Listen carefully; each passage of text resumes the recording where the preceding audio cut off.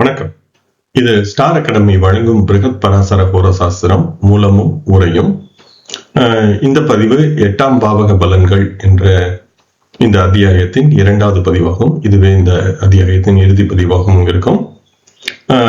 8ஆம் பாவகத்தின் மிகவும் முக்கியமான ஆதிபத்தியங்களுள் ஒன்று மிருததனம் என்று சொல்லப்படுகின்ற இன்சூரன்ஸ். ஒருவருடைய இறப்பிற்கு பிறகு வருகின்ற பணம் அல்லது பரம்பரை சொத்துக்கள் போன்றவற்றை எல்லாம் இந்த மிருததனம் என்ற சொல்லிற்குள் அடக்க முடியும். எனவே இது மிகவும் ஒரு இன்றியமையாத ஆதிபத்தியமாகும்.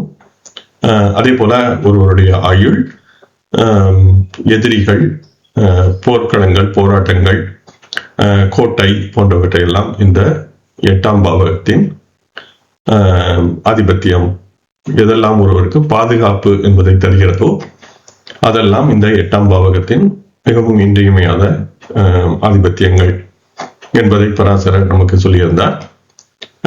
அதே போல சென்ற பதிவில் நாம் பார்த்த ஸ்லோகங்களில் இந்த 8ஆம் பாவகத்தை எப்படி ஆராய வேண்டும், இந்த பாவகம் அதன் அதிபதி என்பதுடன் நிறுத்திக் கொள்ளாமல் சனி மற்றும் 10ஆம் பாவக அதிபதி இந்த இரண்டையும் கணக்கில் கொள்ள வேண்டும்.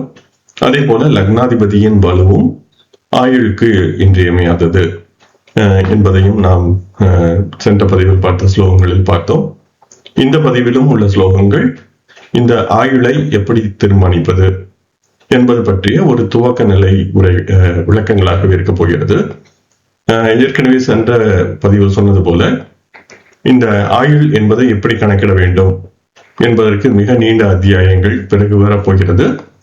இது இந்த ஆயுள் பற்றிய ஒரு குறுகிய புரிதலை நமக்கு தருவதற்காக இந்த பதிவில் உள்ள ஸ்லோகங்களை நாம் தேடி பார்ப்போம். இந்த பதிவின் முதல் 2 ஸ்லோகங்களாக ஸ்லோகங்கள் 8 மற்றும் 9 பார்ப்போம். இந்த ஸ்லோகங்கள் தாராச்சந்திரா, கிரிதாரிலால், கணேஷ் தத் பாட்டக், தேவச்சந்திரஜா போன்றவர்களுடைய நூல்களிலும் அப்படியே காண கிடைக்கிறது. அஷ்டமாதிபதாவு கேந்திரே லக்னேஷே பலவர்ஜிதே விம்சத் வர்ஷாண்யசௌ ஜீவே 32 பரமாயுஷம் ரந்திரேஷே நீச்சராசிஸ்தே ரந்திரே பாபகிரஹைருதே லக்னேஷே துர்பலே ஜந்துர் அல்பாயுர் பவதி துருவம். அஷ்டமாதிபதாவ், அஷ்டமாதிப என்பது சொல்வதால் இது 8ஆம் பாவகாதிபதி என்பதாக அதை புரிந்து கொள்ளலாம். கேந்திரே, கேந்திரத்தில் இருக்க, லக்னேஷே லக்னாதிபதி, பலவர்ஜிதே, வர்ஜித என்றால் குறைந்திருத்தல் என்பதான பொருள் இருக்கும். எனவே பலம் குறைந்து இருந்தால் பலவர்ஜிதே. விம்சத் வர்ஷாணி, விம்சத் என்பது விம்ச என்பது 20 சொல்லும். எனவே விம்சத் வர்ஷாணி என்பதால் 20 ஆண்டுகள். அசவ் ஜீவேத், அவர் அந்த ஜாதகர் உயிருடன் இருப்பார். துவா த்ரிம்ஷத், துவா என்பது 2, த்ரிம்ஷ என்பது 30. எனவே 32 ஆண்டுகள். பரமாயுஷம், முழுமையான ஆயுள். அதைத் தொடர்ந்து 2வது ஸ்லோகம் ரந்திரேஷே. எனவே இது பலமுறை பார்த்த சொல். 8ஆம் பாவகாதிபதி. நீச்சராசிஸ்தே, நீசம் அடைந்திருக்க. ரந்திரே, 8ஆம் பாவகத்தில். பாப கிரஹர் யுதே, இயற்கை பாவர் இருக்க. லக்னேஷே, லக்னாதிபதி. துர்பலே, பலம் குறைந்து இருக்க. ஜந்தூர் அல்லது அந்த உயிருக்கு, ஜாதகருக்கு. அல்ப ஆயுர், குறைவான ஆயுள். பவதி துருவம், நிச்சயமாக இருக்கும் என்பதாக இந்த ஸ்லோகங்கள் சொல்கின்றன. இந்த முதல் ஸ்லோகம் என்பதை புரிந்து கொள்ள முயற்சிக்கும் பொழுது பராசரர் சென்ற பதிவில் நாம் பார்த்த ஸ்லோகங்களை உற்று நோக்கும் பொழுது லக்னாதிபதி என்பதை மிகவும் முக்கியமாக பேசவில்லை. அஷ்டமாதிபதி சனி மற்றும் 10ஆம் அதிபதி இவற்றை பார்க்க வேண்டும் என்பதாக அந்த முதல் பதிவில் நாம் பார்த்த ஸ்லோகங்கள் சொல்லின. இந்த பதிவில் கூடவே லக்னாதிபதியின் வலிமை என்பதையும் கருத்தில் கொள்ள வேண்டும் என்பதை விளக்கும்படியாக இப்பொழுது அஷ்டமாதிபதி கேந்திரத்தில் இருந்தால் நீண்ட ஆயுள் என்பதாக சென்ற பதிவில் நாம் பார்த்த ஸ்லோகம் சொல்லியது.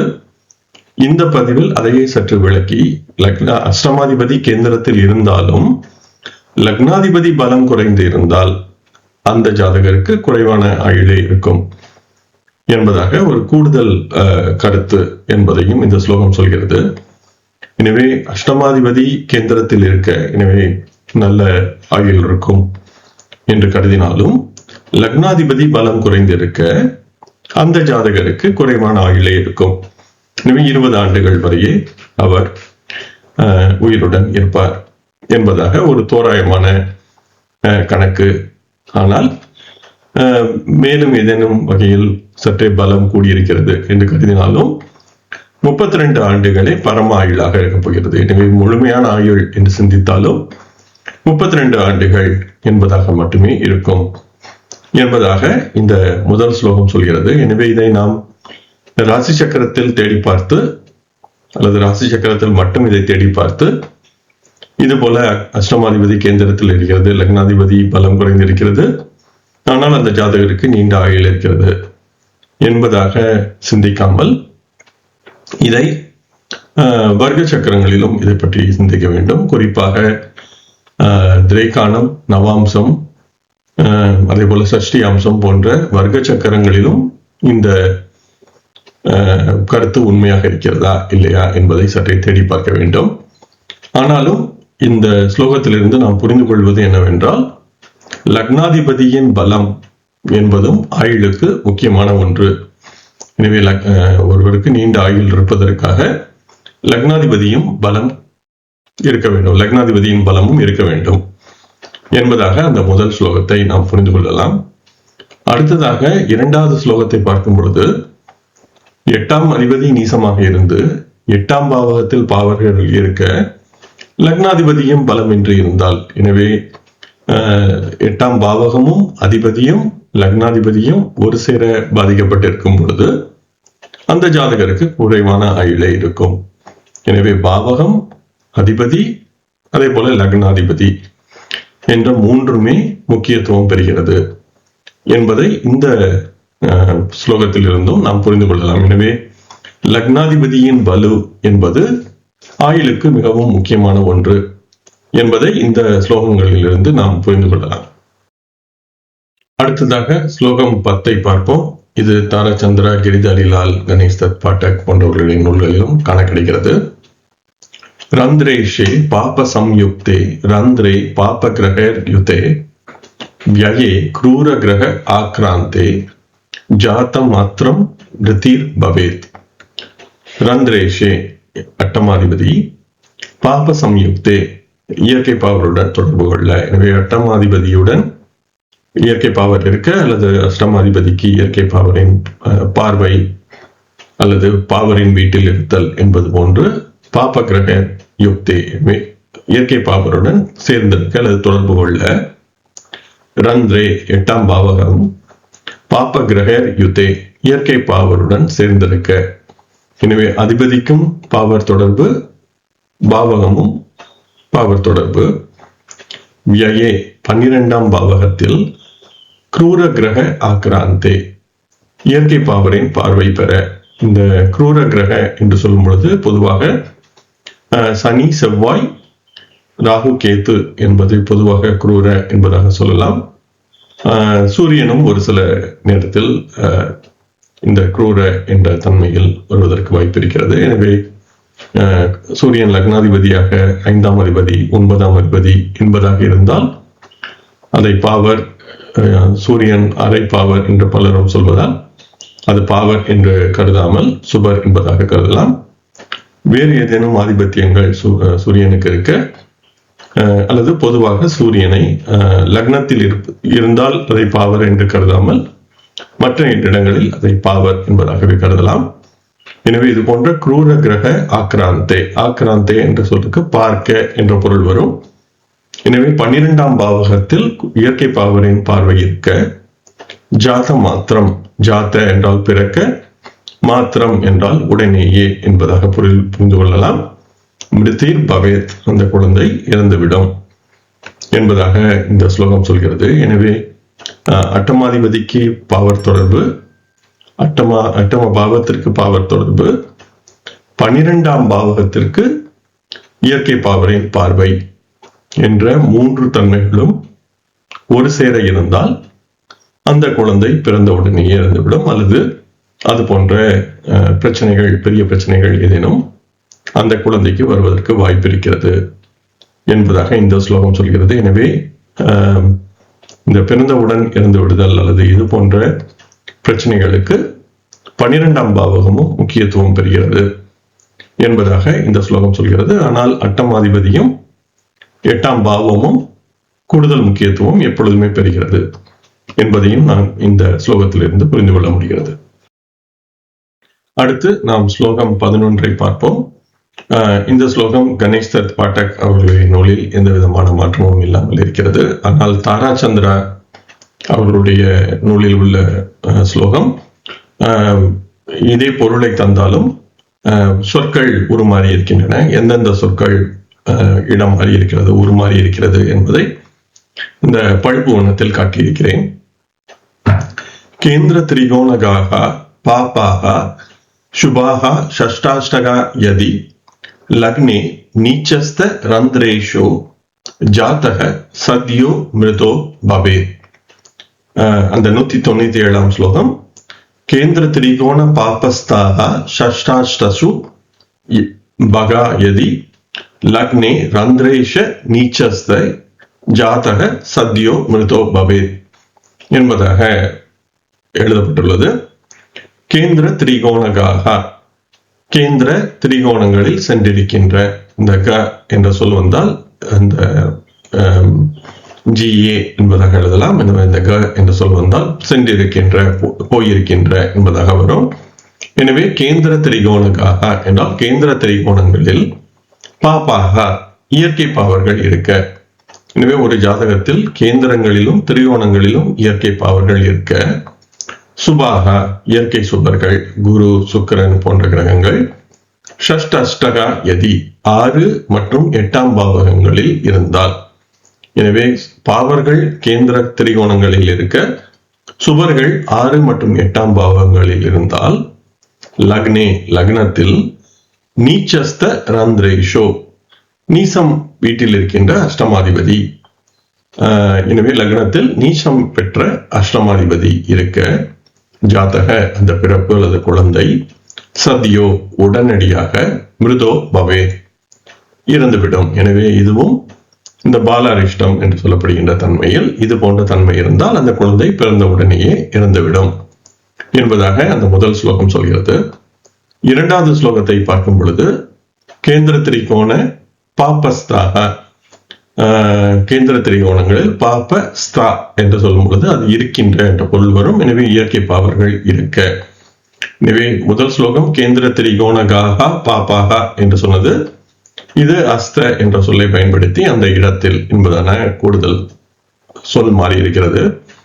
ஷஷ்டாஷ்ட 6 மற்றும் 8ஆம் பாவகங்களில் சுபகா யதி, அந்த சு என்ற சொல் அந்த பகா என்பதுடன் சேர்ந்து போக வேண்டும். எனவே இந்த சுபகா என்பதை பிரித்து எழுதப்பட்டுள்ளது. எனவே சுபகா யதி இயற்கை பாவர்கள் இருக்க. லக்னே ரந்திரேஷ நீச்சஸ்தே 8ஆம் பாவகாதிபதி நீசம் பெற என்பதாக அதே பொருளைத்தான் சொல்கிறது. ஆனால் சொற்கள் சற்றே உருமாறி இருக்கிறது என்பதாக அந்த 197ஆம் ஸ்லோகத்தை புரிந்து கொள்ளலாம். எனவே இந்த ஸ்லோகம் சொல்ல வருகின்ற கருத்து என்பது மிகவும் எளிதானது. ஒரு ஜாதகத்தில் கேந்திர திரிகோணங்களில் இயற்கை பாவர்கள் இருக்க வேண்டும். சுபர்கள் 6, 8ஆம் பாவங்களில் சென்றிருக்க வேண்டும். லக்னத்தில் நீசம் பெற்ற அஷ்டமாதிபதி இருக்க வேண்டும். அப்படி இருந்தால் அந்த குழந்தை பிறந்த உடனடியாக இறந்துவிடும். எனவே இந்த பாவர்கள் முக்கியத்துவம் பெற்று சுபர்கள் மறைந்து அஷ்டமாதிபதியும் லக்னத்தில் நீசம் பெற என்பதாக இந்த ஸ்லோகம் சொல்வதால் அந்த குழந்தை உடனடியாக இறந்துவிடும் என்பது இந்த ஸ்லோகத்தின் ஒரு மிகவும் எளிமையான நேரடி புரிதல். ஆனால் இந்த ஸ்லோகம் ஒரு மிகவும் முக்கியமான கருத்தை நமக்கு புரிய வைக்கிறது. எனவே இப்பொழுது பாவகம், பலரும் நம்மில் பலர் ராசியையே பாவகமாக கருதி பலன் சொல்வதை பார்க்க முடிகிறது. எனவே இப்பொழுது கன்னி ராசி என்பது 6ஆம் பாவகம், லக்ன பாவகம் கன்னியில் இருந்தால் கன்னி ராசி முழுவதுமே நாம் லக்னமாக கருதி கொள்கிறோம். துலா ராசி என்பது 2ஆம் பாவகம், மீன ராசி என்பது 7ஆம் பாவகம் என்பதை நாம் நேரடியாக அந்த ராசி சக்கரத்தையை கருத்தில் கொண்டு அதையே பாவகமாக கருதி பலன் சொல்வதை பார்க்க முடிகிறது. அது முற்றிலும் தவறான ஒன்று என்பதை இந்த ஸ்லோகம் மிகவும் தெளிவாக நமக்கு எடுத்துரைக்கிறது. இந்த ஸ்லோகத்தை சற்றே உன்னிப்பாக கவனித்தால் அப்படி ராசியையே பாவகமாக கருதுவது எவ்வளவு தவறானது என்பது நமக்கு புரிய வரும். எனவே இந்த ஸ்லோகத்தில் லக்னத்தில் நீசம் பெற்ற அஷ்டமாதிபதி என்பதாக இந்த ஸ்லோகம் சொல்கிறது. நீங்கள் சிந்தித்து பாருங்கள், எந்த லக்னத்திற்கு அஷ்டமாதிபதி லக்னத்தில் நீசம் பெறும் என்று நீங்கள் சிந்தித்து பார்த்தால் எந்த ஒரு லக்னத்திற்கும், இப்பொழுது மேஷ லக்னத்திற்கு அஷ்டமாதிபதி செவ்வாய் தான், அது லக்னத்தில் நீசம் பெறாது. ரிஷப லக்னத்திற்கு அஷ்டமாதிபதி குரு, அது லக்னத்தில் நீசம் பெறாது. மிதுனத்திற்கு அஷ்டமாதிபதி சனி, லக்னத்தில் நீசம் பெறாது. மீன லக்னத்திற்கு அஷ்டமாதிபதி சுக்கிரன் லக்னத்தில் உச்சம் பெறும் என்பதாக நீங்கள் ஒவ்வொரு லக்னத்திற்கும் நீங்கள் சிந்தித்து பார்த்தால் அஷ்டமாதிபதி லக்னத்தில் நீசம் பெறவே முடியாது. ஆனால் இந்த ஸ்லோகம் லக்னாதிபதி அஷ்டமாதிபதி லக்னத்தில் நீசம் பெற்றால் என்பதாக இந்த ஸ்லோகம் சொல்கிறது. எனவே ஸ்லோகம் பொய்யாக இருக்க வேண்டும் அல்லது நம்முடைய புரிதலில் ஏதேனும் தவறு இருக்க வேண்டும். எனவே 3 லக்னங்களுக்கு மட்டுமே அஷ்டமாதிபதி நீசம் பெறும், நாம் லக்ன பாவகத்தை சரியாக கணக்கிட்டால். எனவே எடுத்துக்காட்டாக இப்பொழுது துலா லக்னம், துலா லக்னத்தின் முதல் பகுதியில் லக்னம் இருக்கும் பொழுது லக்ன பாவகம் அந்த லக்ன புள்ளியை மையமாக வைத்து 15 பாகைகள் முன்பின்னாக இருக்கும். இப்பொழுது துலா லக்னத்தில் 5 பாகையில் லக்னம் இருக்கிறது என்றால் கன்னியின் 20 பாகையில் இருந்து துலாத்தின் 20 பாகை வரை நாம் சமபாவகம் என்பதை கருத்தில் கொண்டால் இந்த 30 பாகை என்பது லக்னமாக இருக்கும். எனவே இப்பொழுது சுக்கிரன் கன்னி ராசியின் அந்த கடைசி 10 பாகையில் இருக்கும் பொழுது துலா லக்னத்தின் அஷ்டமாதிபதி லக்னத்தில் நீசம் பெறும். எனவே அது லக்னாதிபதியாகவும் இருந்து நீசம் பெறும், அஷ்டமாதிபதியாகவும் இருந்து நீசம் பெறும். குறிப்பாக அந்த சுக்கிரன் நீசம் அடைகின்ற பரம நீச பாகை என்பது 27 பாகையில் இருக்கும். எனவே அந்த 27ஆம் பாகையில் சுக்கிரன் இருக்கும் பொழுது துலா லக்னத்தில் ஒரு குழந்தை 5 பாகை 6 பாகை 7 பாகை என்ற விதமாக அந்த துலா ராசியின் முதல் பகுதியில் ஒரு 10 பாகைக்கு உள்ளாக அந்த குழந்தை பிறந்திருக்கிறது என்றால் சுக்கிரன் கன்னியில் இருந்தால் லக்னாதிபதியும் அஷ்டமாதிபதியும் லக்ன பாவகத்தில் அந்த குழந்தைக்கு நீசம் பெறும் என்பதை நாம் புரிந்து கொள்ள முடியும். அதே போல நாம் தனுசு லக்னத்தை எடுத்துக்கொள்வோம். தனுசு லக்னத்தின் முதல் பகுதியில் லக்னம் இருக்கும் பொழுது ஒரு குழந்தை பிறந்து சந்திரன் விருச்சிகத்தில் இருக்கும் பொழுது, விருச்சிகத்தின் கடைசி பகுதியில் சந்திரன் இருந்தால் அந்த குழந்தைக்கும் அட்டமாதிபதி லக்னத்தில் நீசம் பெறும். அதே போல கும்ப ராசியின் இறுதி பகுதியில் லக்னம் இருக்க பிறந்த ஒரு குழந்தைக்கு கும்பத்தின் அட்டமாதிபதி என்னும் பொழுது அது புதனாக வரும். அந்த புதன்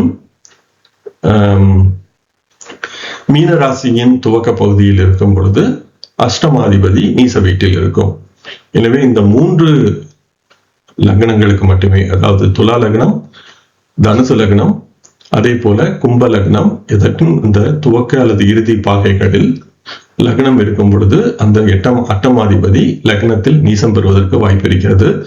வேறு எந்த ஒரு இடத்திலும் அஷ்டமாதிபதி லக்னத்தில் நீசம் பெற முடியாது. நீங்கள் ராசியையே பாவகம் என்பதாக கருதினால் இந்த அட்டமாதிபதி லக்னத்தில் நீசம் பெறவே முடியாது. எனவே இது ஒரு மிகவும் முக்கியமான புரிதல். எனவே இது போல சற்று நாம் உன்னிப்பாக பிருகத்பராசர ஹோரசாஸ்திரத்தை சிந்தித்தால் எந்த புரிதல், அந்த இது போன்ற புரிதல் என்பது மிகவும் எளிதாக இருக்கும். எனவே பாவகம் எனும் பொழுது லக்னத்தை மையமாக வைத்து முன்பின்னாக நீங்கள் சமபாவகம் என்பதை கருதினால் 30 பாகை முன்பின், 15 பாகை முன்பாக, 15 பாகை பின்பாக என்பதை கருதலாம். ஆனால் இந்த பராசரர் சொல்கின்ற விளக்கங்களை உன்னிப்பாக பார்க்கும் பொழுது இது கிரகங்களை மையமாக வைத்த பாவகங்கள் இது போல 15 பாகை முன்பின்னாக சமபாவகங்களாக கருதப்பட வேண்டும். இது கிரகங்கள், அதே போல சிறப்பு லக்னங்களான பாவ லக்னம், ஹோர லக்னம், கடிக லக்னம், வர்ணத லக்னம் என்று நீங்கள் எதையெல்லாம் இந்த சிறப்பு லக்னங்கள் என்று சொல்லும் பொழுது அதையெல்லாம் நாம் சமபாவகங்களாக எடுத்துக்கொள்ளலாம். அது சரியானது. ஆனால் நாம் இந்த ஜனல் லக்னம் என்று சொல்லப்படுகின்ற லக்னம் என்று, பொதுவாக லக்னம் என்று எதை சொல்கிறோமோ அதை வைத்து நாம் பாவகங்கள் வரைய வேண்டும் என்றால் ஸ்ரீபதி பத்ததி முறையில் பாவகத்தை கணக்கிட்டு அதில் எத்தனை கோணங்கள் வருகிறது என்று பார்த்து அந்த பாவகத்தின் மையத்தில் லக்னத்தை அமைப்பதே பராசரர் சொல்ல வருகின்ற முறை என்பதாகும். இதை நாம் சரியாக துல்லியமாக புரிந்து கொள்ள வேண்டும். எனவே ராசியையே பாவகமாக வைத்து பலன் சொல்வதோ ஜாதகத்தை அல்லது ஜோதிடத்தை புரிந்து கொள்ள முயற்சிப்பதோ தவறானது என்பதை நாம் இந்த ஒரு ஸ்லோகத்திலிருந்து புரிந்து கொள்ள முயலலாம். எனவே இது பற்றி உங்களுக்கு வேறு ஏதேனும் கருத்துக்கள் இருந்தால் சொல்லுங்கள். எனவே ராசியையே பாவகமாக கருதக்கூடாது, பாவகம் என்பது தனியாக கணக்கிடப்பட வேண்டும். அதை இந்த ஸ்லோகம் மிகவும் தெளிவாகவே சொல்கிறது. தொடர்ந்து நாம் ஸ்லோகங்கள் 12 மற்றும் 13 பார்ப்போம். இதே ஸ்லோகங்கள் தாராச்சந்திரா, கிரிதரிலால், கணேஷ் தத் பாட்டக், தேவச்சந்திரஜா போன்றவர்களுடைய நூல்களிலும் காண கிடைக்கிறது. பஞ்சமே பாப சம்யுக்தே ரந்திரேஷே பாப சம்யுதே ரந்திரே பாப கிரக யுக்தே ஸ்வல்பமாயு பிரஜாயதே ரந்திரேஷே ரந்திர ராசிஸ்தே சந்திரே பாப சமன்விதே சுபதிருஷ்டி விஹீனே ச மாசாந்தே ச மிருதிர் பவேத். இந்த 13ஆம் ஸ்லோகம் மட்டும் சற்றே உருமாறி தாராச்சந்திரா அவர்களுடைய நூலில் 199வது ஸ்லோகமாக இருக்கிறது. ரந்திரேஷே ரந்திர ராசிஸ்தே சந்திரே பாப சமன்விதே சுபதிருஷ்டேன சஃபலம் மாசாந்தே ச மிருதிர் பவேத். பஞ்சமே 5ஆம் பாவகத்தில் பாப சம்யுக்தே இயற்கை பாவர் இருக்க, ரந்திரேஷே 8ஆம் பாப சம்யுதே இயற்கை பாவருடன் சேர, ரந்திரே 8ஆம் பாவகத்தில் பாப கிரகர் யுக்தே இயற்கை பாவர் இருக்க, ஸ்வல்பம் ஆயுகு, ஸ்வல்பம் என்பதை நாம் தமிழில் இந்த சொல்பம் என்பதாக சொல்கிறோம் உருமாறி. எனவே ஸ்வல்பம் என்றால் குறைவு, ஆயுகு குறைந்த ஆயுளை, பிரஜாயத்தை தருகிறது. ரந்திரேஷே 8ஆம் ரந்திர ராசிஸ்தே 8ஆம் ராசியில், எனவே இது 8ஆம் ராசி என்று சொல்கிறது, ஆனால் இதை பாவகம் என்பதாக புரிந்து கொள்ள வேண்டும். 8ஆம் பாவகத்தில் இருக்க சந்திரே சந்திரன் பாப சமன்விதே இயற்கை பாவருடன் சேர, சுப திருஷ்டி விஹீனே சுபர் பாவரை இயற்கை பாவரின் பார்வை, விஹீனே என்ற சொல்லுக்கு இல்லை என்றால் என்பதான பொருள் வரும். எனவே சுபர் பார்வை இல்லை என்றால் மாசாந்தேச்ச ஒரு மாசத்திற்குள் மிருதிர் பவேத் அந்த குழந்தையின் இறப்பு நிகழும். அந்த 199ஆம் ஸ்லோகத்தின் 2வது வரியின் முதல் 2 சொற்கள் சுப திருஷ்டேன சஃபலம் இயற்கை சுபரின் பார்வை பெற நல்ல பலன்கள், சஃபலம் என்பதாக சொல்கிறது. எனவே இல்லை என்றால் தீய பலன் என்பதாக 13ஆம் ஸ்லோகம் சொல்கிறது. இருந்தால் நல்ல பலன் என்பதாக 199ஆம் ஸ்லோகம் சொல்கிறது. இரண்டும் ஒரே பொருளை தருகிறது. ஆனாலும் ஸ்லோகத்தின் கட்டமைப்பு என்பது அல்லது இந்த சொற்கள் என்பது சற்றே மாறி அமைந்திருக்கிறது.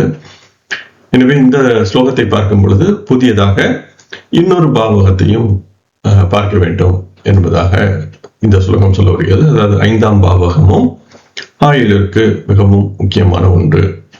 எனவே ஜாதகத்தின் 5ஆம் பாவகத்தில் இயற்கை பாவர் இருக்க, அஷ்டமாதிபதியும் இயற்கை பாவருடன் சேரும் பொழுது, 8ஆம் பாவகத்தில் இயற்கை பாவர் இருக்கும் பொழுது, எனவே 8ஆம் அதிபதி 8ஆம் பாவம் 5ஆம் பாவகமும் இன்று 3லும் இயற்கை பாவர் தொடர்பு பெற, அதுவும் ஜாதகருக்கு குறைந்த ஆயுளை தருகிறது என்பதாக அந்த முதல் ஸ்லோகம் சொல்கிறது. எனவே ஏற்கனவே பார்த்த ஸ்லோகங்கள் லக்னாதிபதியை பற்றி பேசின. இந்த ஸ்லோகம் 5ஆம் அதிபதியையும் சேர்த்துக் கொள்கிறது, 5ஆம் பாவகத்தையும் சேர்த்துக் கொள்கிறது என்பதாக புரிந்து கொள்ளலாம். 5ஆம் பாவகமும் இந்த ஆயுள் என்பதை தீர்மானிப்பதில் ஒரு முக்கியத்துவம் பெறுகிறது. அடுத்ததாக 8ஆம் அதிபதி 8ஆம் பாவகத்தில் இருக்க, சந்திரன் இயற்கை சுபரின் பார்வையின்றி இயற்கை பாவருடன் சேர, எனவே அஷ்டமாதிபதி 8இல் இருக்கும் பொழுது தனியாக இருந்தால் அது நல்ல பலன் என்பதாக பார்த்தோம். ஆனால் அதே சந்திரன் 8ஆம் பாவகத்தில் மற்றொரு பாவருடன் சேர்ந்து லக்னாதிபதியும் அங்கு தொடர்பு கொள்ள தீய பலன் என்பதாக புரிந்து கொள்ளலாம். ஆனால் கூடுதலாக அட்டமாதிபதி 8ல் இருக்க பொதுவாக நாம் நீண்ட ஆயுள் என்பதாக கருதுவோம். ஆனால் சந்திரன் இயற்கை சுபரின் பார்வையின்றி இயற்கை பாவருடன் சேர, எனவே சந்திரன் ஒரு பாவருடன் சேர்ந்திருக்கிறது. சந்திரன் செவ்வாய், சந்திரன் ராகு, சந்திரன் சனி என்பதாக இருக்கிறது. ஆனால் அதற்கு சுக்கிரன் பார்வை அல்லது குரு பார்வை என்பது இல்லை. அப்படி இருந்தாலும் 8ஆம் பாவகாதிபதி 8ல் இருந்தாலும் சந்திரன் இது போன்று பாதிக்கப்பட்டிருக்க குழந்தை பிறந்த உடனேயே 1 மாதத்திற்குள் இறந்துவிடும் என்பதாக இந்த ஸ்லோகம் சொல்கிறது. எனவே அந்த பாலாரிஷ்டம் என்று சொல்லப்படுகின்ற சிறுவயது இறப்பு என்பதற்கு சந்திரன் மிகவும் முக்கியம் பெறுகிறது. இந்த வாரத்தில் ஸ்டார் அகாடமியில் நைசர்கிய தசை அல்லது நைசர்கியம் தசை என்பதை பற்றி பல பதிவுகள் நாம் பேசிக்கொண்டிருந்தோம். எனவே இந்த குழந்தை பிறந்த முதல் 1 ஆண்டில் சந்திர தசை என்பது நைசர்கிய தசையாக வரும். எனவே இந்த முதல் ஆண்டிலேயே குழந்தை இறந்து விடுதல் என்பதற்கு இந்த சந்திரன் பாதிக்கிறது. ஒரு ஜாதகத்தில் இது போல பாதிக்கப்பட்டிருந்தால் அந்த நைசர்கிய தசை என்பதன் அடிப்படையில் அந்த சிறு வயது மரணங்களுக்கு சந்திரன் என்பது ஒரு முக்கியத்துவம் பெற்ற அமைப்பாக வரும். எனவே இந்த இடத்திலும் 8ஆதிபதி மிகவும் நல்ல அமைப்பில் இருந்தாலும் சந்திரன் இது போல பாதிக்கப்பட்டிருந்தால் அந்த குழந்தை இறந்துவிட வாய்ப்பு அதிகமாக இருக்கிறது என்பதாக இந்த ஸ்லோகம் சொல்கிறது, இந்த பாலாரிஷ்டம் என்ற அமைப்பில். ஆனால் சந்திரனுக்கு ஏதேனும் சுப தொடர்பு இருந்தால் இது போன்று நடக்காது, நல்ல பலனே இருக்கும். எனவே இது போன்ற சிறு வயதிலேயே இறந்து விடுகின்ற தன்மை இருக்காது. எனவே சுபர் தொடர்பு என்பது சந்திரனுக்கு இன்றியமையாதது. எனவே இப்பொழுது குரு எங்கிருந்தாவது பார்க்கிறது. இந்த பார்வை என்பதை ராசி பார்வையாகவும் கருதலாம் என்பதாக நான் பலமுறை பேசியிருக்கிறேன். எனவே கிரக பார்வையாகவோ ராசி பார்வையாகவோ அல்லது குருவின் வீட்டிலேயோ சந்திரன் சற்றே வலிமையாக இருக்கிறது என்றால் இது போன்று நடக்காது. ஆனால் அட்டமாதிபதி 8ல் இருந்தாலும் சந்திரன் பாதிக்கப்பட்டிருக்க அதுவும் சிறு வயதிலேயே மரணத்தை கொண்டு வந்து தரலாம் என்பதாக இந்த ஸ்லோகம் சொல்கிறது. இந்த அத்தியாயத்தின் இறுதி 2 ஸ்லோகங்களாக ஸ்லோகங்கள் 14 மற்றும் 15 இப்பொழுது பார்ப்போம். இந்த 15வது ஸ்லோகம் தாரா சந்திரா கிரிதாரிலால், கணேஷ் தத் பாட்டக் போன்றவர்களுடைய நூல்களில் இல்லை. 14வது ஸ்லோகம் எல்லா நூல்களிலும் இருக்கிறது. லக்னேஷே ஸ்வோச்ச ராசிஸ்தே சந்திரே லாப சமன்விதே ரந்திரஸ்தான கதே ஜீவே தீர்க்கமாயுர் ந சம்சயः. லக்னேஷோ அதிபலி திருஷ்டः கேந்திர சம்ஸ்தைஹி சுபகிரகைஹி தனைஹி சர்வகுணைஹி சார்தம் தீர்க்கமாயுஹு பிரயச்சதி. லக்னேஷே லக்னாதிபதி, ஸ்வோச்ச ராசிஸ்தே தன் உச்ச ராசியில் இருக்க, சந்திரே சந்திரன், லாப சமன்விதே 11ஆம் பாவகத்தில் இருக்க, ரந்திரஸ்தான 8ஆம் பாவகத்தில், கதே ஜீவே குரு சென்றிருந்தால், தீர்க்கம் ஆயுர் நீண்ட ஆயுள் கொண்டவர், ந சம்சயக இதில் எந்த சந்தேகமும் இல்லை. எனவே இந்த ஸ்லோகம் சற்றே உன்னிப்பாக கவனித்து இதை புரிந்து கொள்ள வேண்டும். ஏனெனில் இது போன்ற நிலை இருந்தால் வேறு எதையும் பார்க்க தேவையில்லை, இந்த விதி ஒன்று மட்டுமே போதுமானது என்பதாக இந்த ஸ்லோகம் சொல்கிறது என்பதாக நாம் புரிந்து கொள்ளலாம். அடுத்ததாக 15ஆம் ஸ்லோகத்தை பார்க்கும் பொழுது, லக்னேஷோ லக்னாதிபதி, அதிபலிஹி மிகுந்த ஷட்பலம் கொண்டிருந்து. எனவே அதிபலி என்று சொல்வதால் மிக அதிக ஷட்பலம், இது பலி என்பதை நான் ஷட்பலம் என்பதாக பொருள் கொள்கிறேன். எனவே நீங்கள் ஆட்சி உச்சம் என்பதாக எல்லாம் பெற்றிருக்கிறது என்று கருதாமல், பலம் என்று பராசரர் சொல்லும் பொழுது 2 முக்கியமான பலங்களை பராசரர் பேசுகிறார். ஒன்று ஷட்பலம், இன்னொன்று விம்சோபக பலம். இந்த 2 பலங்களையும் முக்கியமாக பார்க்க வேண்டும். கூடுதலாக இஷ்டபலம், கஷ்டபலம் போன்றவற்றையும் பேசுகிறார். ஆனால் பொதுவாக பலம் என்று சொன்னால் அது ஷட்பலம் என்பதாக வேண்டுமே புரிந்து கொள்ள வேண்டும். இந்த உச்சம், ஆட்சி போன்றதையெல்லாம் பலம் என்று கொள்ளாமல் அதை அவஸ்தை என்பதாக பராசரர் சொல்கிறார். எனவே இது அவஸ்தைகளில், நல்ல அவஸ்தைகளில் தீப்தாதி அவஸ்தா என்பதை எல்லாம் சொல்லும் பொழுது ஆட்சி, உச்சம் போன்றவற்றையெல்லாம் அங்கு பார்க்க முடியும். ஆனால் பலம் என்றால் அது ஷட்பலம் என்பதாகவே புரிந்து கொள்ளப்பட வேண்டும். திருஷ்டக பார்க்கப்பட்டால், எதால் பார்க்கப்பட்டால் என்றால் கேந்திர சம்ஸ்தைகி, கேந்திரங்களில் இருக்கின்ற சுபகிரகி, இயற்கை சுபகிரகங்களால். தனைகி செல்வந்தராக இருப்பார். சர்வகுணைகி சார்த்தம் அனைத்து நல்ல குணங்களையும் கொண்டவராக இருப்பார். தீர்க்கம் ஆயுகு நீண்ட ஆயுள் கொண்டவராக அவர் இருப்பார். பிரயச்சதி சொல்லப்படுகிறது. எனவே இந்த 2 கிரகங்களையும் சொல்லும் பொழுது இந்த முதல் ஸ்லோகம் என்பது அந்த ந சம்சயக என்று சொல்வதால் அது சற்றே உன்னிப்பாக கவனிக்கப்பட வேண்டியது. எனவே லக்னாதிபதி உச்சமாக இருந்து சந்திரன் 11ஆம் பாவகத்தில் இருந்து 8ஆம் பாவகத்தில் குரு இருத்தல். எனவே இந்த 3 தன்மைகளும் இருந்தால் அவருக்கு நீண்ட ஆயுள் இருக்கும். லக்னாதிபதி உச்சம், எனவே இது முக்கியமானது. சந்திரன் 11ஆம் பாவகத்தில் இருக்கும் பொழுது என்று சொல்வதால் இந்த 11ஆம் பாவகம் என்பது அந்த 8ஆம் பாவகத்திலிருந்து 4ஆம் பாவகத்தில் இருக்கும். எனவே சந்திரன் அந்த 8ஆம் பாவகத்திற்கு 4 இருக்கிறது. அதுபோல சந்திரனுக்கு 10 அந்த 8ஆம் பாவகம் என்பது வரும். எனவே சந்திரன் 11ஆம் பாவகத்தில் இருக்கும் பொழுது 8ஆம் பாவகம் வலுப்பெறுகிறது என்பதாக சிந்திக்கலாம்.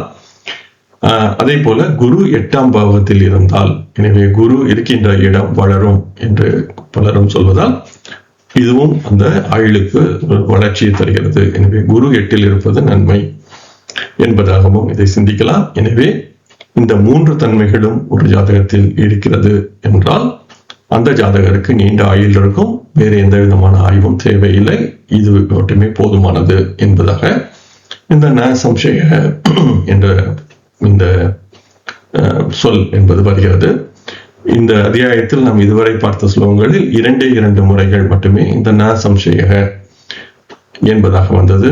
அல்லது ந சம்சய இல்லாமல் நாத்திர காரிய விசாரணா, வேறு எந்த விதமான ஆய்வும் இல்லை. அந்த 3 திருமணங்கள் என்று சென்ற அத்தியாயத்தில் பார்த்த ஸ்லோகத்திலும் அந்த நாத்திர காரிய விசாரணா என்பதாக சொல்லப்பட்டது. எனவே மிக சில இடங்களிலேயே இந்த ந சம்சயக என்பது சொல்லப்படுகிறது. எனவே இது இருந்தால் வேறு எந்த விதமான சந்தேகமும் தேவையில்லை என்பதாக அந்த ஸ்லோகத்தை நாம் புரிந்து கொள்ளலாம். அடுத்ததாக இந்த இறுதி ஸ்லோகம் என்பதை பார்க்கும் பொழுது லக்னாதிபதி மிகுந்த ஷட்பலம் கொண்டிருந்து கேந்திரங்களில் இருக்கின்ற சுபகிரகங்களால் பார்க்கப்பட்டால், எனவே 2 நிபந்தனைகள். லக்னாதிபதி அதிக பலமாக இருக்க வேண்டும். கேந்திரங்களில் இருக்கின்ற சுபகிரகங்களால் லக்னாதிபதி பார்க்கப்பட வேண்டும். அப்படி பார்க்கப்பட்டால் அந்த ஜாதகர் செல்வந்தராக இருப்பார். அனைத்து நல்ல குணங்களும் கொண்டிருப்பவராக இருப்பார். அதே போல நீண்ட ஆயுள் நிறைந்தவராகவும் இருப்பார். எனவே லக்னாதிபதி பலம் பெற்று கேந்திர சுபகிரகங்களால் பார்க்கப்பட்டால், இது கோணத்தில் இருக்கின்ற சுபகிரகங்கள் என்பது சொல்லப்படவில்லை. கேந்திர கோண சுபகிரகங்கள் என்பதாக சொல்லாமல் கேந்திரங்களில் இருக்கின்ற சுபகிரகங்கள் என்று சொல்லப்பட்டிருப்பதால் இதுவும் சற்றே உன்னிப்பாக நாம் கவனிக்க வேண்டும். எனவே பொதுவாக கோணத்தில் சுபகிரகங்கள் நன்மை என்பதாக சொல்லப்பட்டாலும் இந்த இடத்தில் கேந்திரங்களில் இருக்கின்ற சுபகிரகங்களால் பார்க்கப்பட வேண்டும் என்று இந்த ஸ்லோகம் மிகவும் தெளிவாகவே சொல்கிறது. எனவே இதை சற்றே உன்னிப்பாக கவனித்து இதையும் புரிந்து கொள்ள வேண்டும். அப்படி இருந்தால் அந்த ஜாதகர் நீண்ட ஆயுள் பெற்றவராக இருப்பார் என்பதாக இந்த ஸ்லோகம் சொல்கிறது. இத்துடன் நாம் இந்த பதிவை நிறைவு செய்வோம். இந்த 8ஆம் பாவக பலன்கள் என்ற இந்த அத்தியாயம் நிறைவு பெறுகிறது. இதில் 15 ஸ்லோகங்கள் மட்டுமே இந்த அத்தியாயத்தில் இருக்கிறது. எனவே இந்த அனைத்து ஸ்லோகங்களையும் ஒரு சேர நாம் சிந்திக்கும் பொழுது ஆயுளை பற்றி புரிந்து கொள்வது என்பது அவ்வளவு எளிதானது இல்லை என்பது நமக்கு புரிய வருகிறது. எனவே பராசரர் இந்த ஆயுளை பற்றி பார்க்கும் பொழுது 8ஆம் பாவகம், எனவே பொதுவாக 8க்கு 8 3ஆம் பாவகம் என்பதை இந்த அத்தியாயத்தில் பராசரர் சொல்லவில்லை என்பதையும் நாம் சற்றே கொண்டு கவனிக்கலாம். ஆனால் பொதுவாக இந்த பாவத் பாவம் என்பதை பார்க்கும் பொழுது 3ஆம் பாவகம் முக்கியத்துவம் பெறுகிறது என்பதாக நாம் புரிந்து கொள்ளலாம். ஆனால் இந்த அத்தியாயத்தில் நாம் பார்த்த ஸ்லோகங்களில் இந்த 3ஆம் பாவகம் என்பது பேசப்படவில்லை. எனவே இந்த அத்தியாயத்தில் சொல்லப்பட்ட ஸ்லோகங்களை மட்டும் நாம் சிந்திக்கும் பொழுது 8ஆம் பாவகம் லக்னம், லக்னாதிபதி, அதே போல 8ஆம் பாவகாதிபதி, 10ஆம் பாவகாதிபதி சனி என்பதையெல்லாம் பராசரர் முக்கியமாக பார்க்க சொல்லியிருந்தார். கூடுதலாக சந்திரனுக்கு பாவ தொடர்பு, அதே போல சந்திரன் பலம் குறைந்திருத்தல், பாவருடன் இணைதல் என்பதையெல்லாம் 8ஆம் பாவகாதிபதி வலிமையாக இருந்தாலும் அந்த குழந்தை இறந்துவிடும் என்று சொல்வதால் சந்திரனின் வலிமை என்பது பாலாரிஷ்டம் என்பதை தடுக்கிறது. பிறந்த உடனேயே இந்த முதல் ஆண்டிலேயே இறந்து விடுதல் போன்றவற்றையெல்லாம் சந்திரனின் வலிமை தடுக்கிறது. எனவே சந்திரன் வலிமையாக இருந்தால் பாலாரிஷ்ட அமைப்புகள் பொதுவாக குறைந்துவிடும் என்பதாக அதை சிந்திக்கலாம். ஆனால் அந்த பாலாரிஷ்டம் என்ற வயது ஒரு 15 வயது என்பதையெல்லாம் தாண்டிவிட்டால் சந்திரன் என்பதை கருதவில்லை. இப்பொழுது சந்திரனின் வலிமை என்பது தனியாக பார்க்கப்பட தேவையில்லை. ஒருவேளை சந்திரன் 8ஆம் அதிபதி, லக்னாதிபதி போன்றதாக வந்தால் அதை சந்திரனையும் கணக்கில் கொள்ள வேண்டும். ஆனால் மற்ற லக்னங்களுக்கு சந்திரனின் வலிமை என்பது ஆயுளுக்கு இந்த பாலாரிஷ்டம் என்பதை தாண்டி தேவையில்லை என்பதாக இந்த ஸ்லோகத்தை புரிந்து கொள்ளலாம். கூடுதலாக 5ஆம் பாவகாதிபதி, 5ஆம் பாவகம் என்பதும் கவனிக்கப்பட வேண்டும் என்பதாக இந்த ஸ்லோகங்கள் சொல்லியிருக்கின்றன. எனவேதான் இந்த ஆயுள் என்பதை பார்க்கும் பொழுது பல்வேறு விதமான சிந்தனைகள் அல்லது கருத்துகள், விதிகள் என்பது தேவையாக இருக்கிறது. எனவே இது போல இருந்தால் இது போன்ற ஆயுள் இருக்கும் என்பதாக நேரடியாக சொல்ல இயலாது என்பதை நாம் இங்கு புரிந்து கொள்ள முடியும். அதே போல இந்த குறைந்த ஆயுள் 32 ஆண்டுகள் வரை இருக்கின்ற அமைப்பு என்பதாகவும் ஒரு ஸ்லோகம் சொல்லியது. அதே போல நீண்ட ஆயுள் என்பது இருந்தால் எப்படி இருக்க வேண்டும் என்பதும் இந்த அத்தியாயத்தில் பார்த்த ஸ்லோகங்கள் பேசின. ஆனால் இதை எல்லாமே இது போன்ற அனைத்தையும் கருதி இதில் எது பலமாக இருக்கிறதோ அதை கணக்கில் கொள்ள வேண்டும் என்பதாகவும் சென்ற பதிவில் நாம் பார்த்த ஸ்லோகம் சொல்லன. எனவே பல்வேறு விதமான ஆயுர் யோகங்கள் சொல்லப்பட்டுள்ளன. ஆனால் இவற்றில் எது பலம் என்பதை நிர்ணயித்து அதன் மூலம் வருகின்ற ஆயுளை எடுத்துக்கொள்ள வேண்டும் என்பதாகவும் இந்த ஸ்லோகம் சொல்லியிருக்கிறது. பின்பு வருகின்ற அத்தியாயங்களில், ஆயுர்த்தியாய அத்தியாயங்களில் இந்த 3 காரணிகள் முறை, அதே போல பல்வேறு விதமான ஆயுர்த்தியாய முறைகள் என்று சொல்லப்படுகின்ற ஆயுள் கணக்கீட்டு முறைகள் போன்றவற்றையும் இந்த பராசர ஹோர சாஸ்திரம் விளக்குகிறது. எனவே ஆயுளை நிர்ணயிப்பது என்பது எளிதான ஒன்று இல்லை. எனவே ஒரு ஜாதகத்திற்கு குறைந்த ஆயுள், நீண்ட ஆயுள் என்று நாம் முடிவு செய்துவிட்டால் அனைத்து ஜாதகங்களுக்கும் செய்ய முடியும் என்று கருதுவதும் ஒரு பிழையான ஒன்றாகவே இருக்கும். எனவே இந்த ஆயுள் என்பதை பொறுத்தவரையில் நிர்ணயிப்பது என்பது மிகவும் கடினமான ஒன்று. ஆனாலும் இந்த விளக்கங்களை பார்த்து நான் சொல்வது போல அனைத்தையும் சீர்தூக்கி பார்த்து எது சரியாக இருக்கிறது, தர்க்கர் என்பதாக சென்ற அத்தியாயத்தில் பார்த்த ஸ்லோகம் சொன்னது. எனவே தர்க்கம் சார்ந்து லாஜிக்கலாக என்பதாக அந்த ஸ்லோகம் சொல்லியது. எனவே இது போன்று சீர்தூக்கி பார்த்து ஒரு முடிவிற்கு நாம் வர முயற்சிக்கலாம் என்பதாகவே இந்த அத்தியாயத்தை புரிந்து கொள்ள வேண்டும். ஆனால் எதெல்லாம் இருந்தால் ஆயுள் குறைவாக இருக்கும் என்பதை மிக தெளிவாக புரிந்து கொள்ளலாம். ஆனால் இப்படியெல்லாம் பலமாக இருந்தால் ஆயுள் நிச்சயமாக கூடுதலாக இருக்குமா என்பதை புரிந்து கொள்வது சற்றே கடினம். ஆனாலும் நாம் பொதுவாக ராசி சக்கரத்துடன் இந்த தேடலை நிறுத்திக் கொள்கிறோம். ஆனால் பராசரர் தொடர்ந்து வலியுறுத்தி வருவது போல வர்க்கங்களுக்கும் நாம் இந்த கருத்துக்களை எடுத்து சொல்ல வேண்டும். வட இந்தியாவில் உள்ள பல ஆசிரியர்கள் இந்த சஷ்யாம்சம் போன்ற வர்க்கங்களை மிகவும் முக்கியத்துவம் தந்து அவற்றில் பலன் தேடுகிறார்கள். எனவே நாம் பொதுவாக ராசி சக்கரத்துடன் நிறுத்தி கொண்டால் இது போன்ற கருத்துக்களை முழுமையாக தேட முடியாது. எனவேதான் இந்த ஆயுள் என்பது சற்றே புரியாத புதிராகவே இன்னும் தொடர்கிறது. வாருங்கள், அடுத்த பதிவிலிருந்து இந்த 9ஆம் பாவக பலன்கள் என்பதை பார்ப்போம். இத்துடன் இந்த பதிவை நிறைவு செய்வோம். என்னுடன் இணைந்து நீங்கள் அனைவரும் இந்த பிருகத் பராசர ஹோர சாஸ்திரம் என்ற மிகவும் முக்கியமான ஒரு மூல நூலை கற்கின்ற இந்த முயற்சியில் இணைந்து தொடர்ந்து பயணித்து வருவதற்கு மிக்க நன்றி. வாருங்கள், தொடர்ந்து பயணிப்போம். நன்றி, வணக்கம்.